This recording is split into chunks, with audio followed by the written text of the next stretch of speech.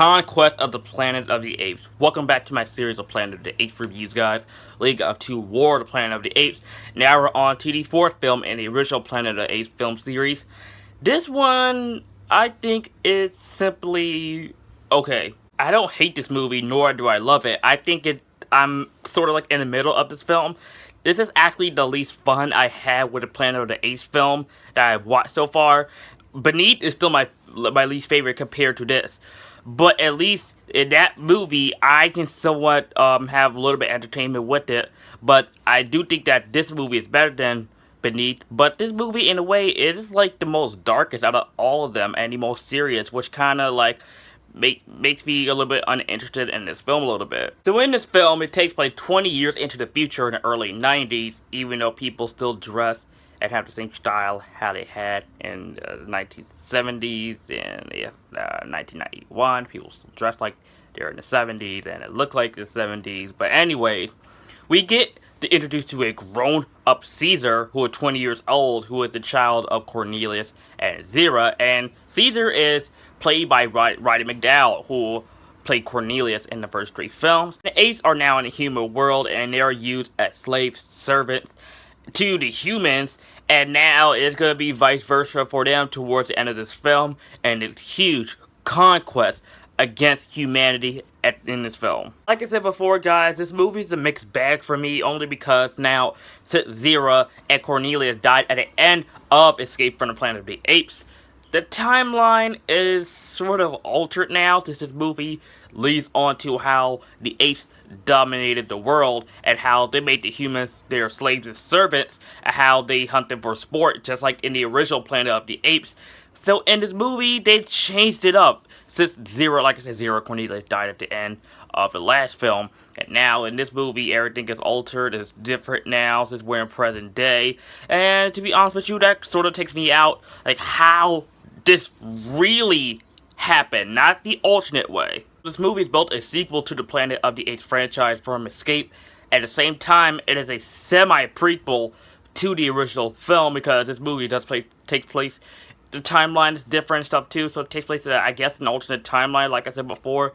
Kind of like the 2009 Star Trek film, how this movie takes place in an alternate timeline. It's a prequel to the original series, how it shows their origin and the beginning, but we're not going to talk about Star Trek today. I'll just compare this movie with the 2009 Star Trek film, how it takes place in an alternate timeline, how it's both a prequel. And speaking of Star Trek, Ricardo Montalban comes back because he was in Escape from the Planet of the Apes, and he's been hiding Caesar for 20 years. And okay, you've been hiding an ape for 20 years. Okay, you telling me that in that 20-year gap, nobody seemed to notice a talking anthropomorphic ape?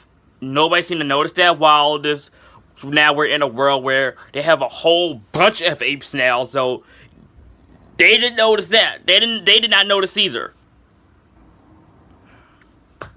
And also, too, they don't really explain how the apes really got here. Like, all of a sudden, like, boom, the apes are here. Heck, the first scene of this movie, you see the apes. I'm just like, how did the apes get here?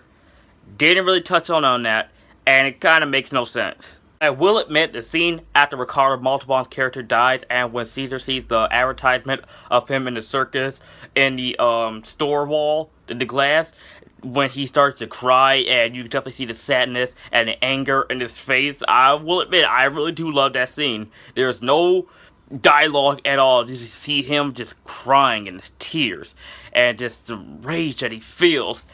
I really do love that scene. I wish there would have been more scenes in this movie like that. But the scene, I thought that was so unintentionally funny when Caesar was being strapped up, when they had the little helmet headgear thingy, and they turned the little thing to electrocute him or something like that, and it made these funny monkey noises.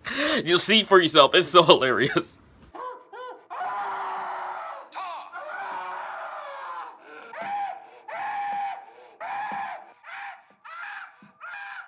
Like, I know the situation is not funny, but it just comes up.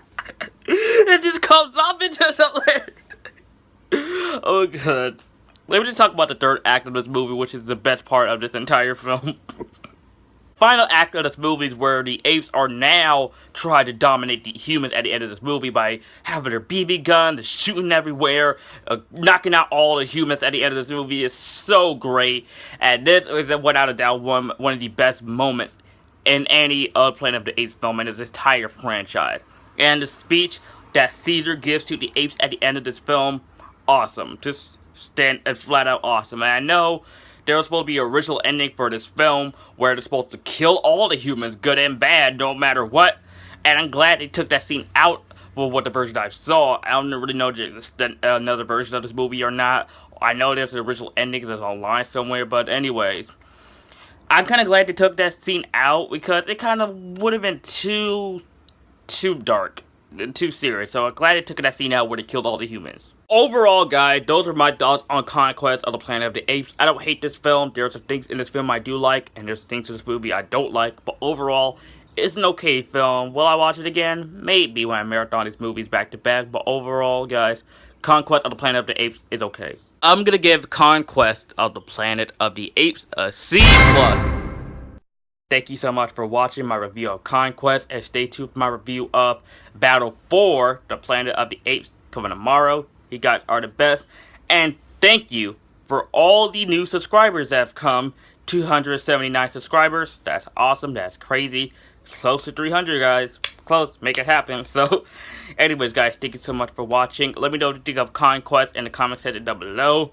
And as always, guys, if you are new to my channel and you like this video, like, comment, subscribe, and I'll see you guys next time.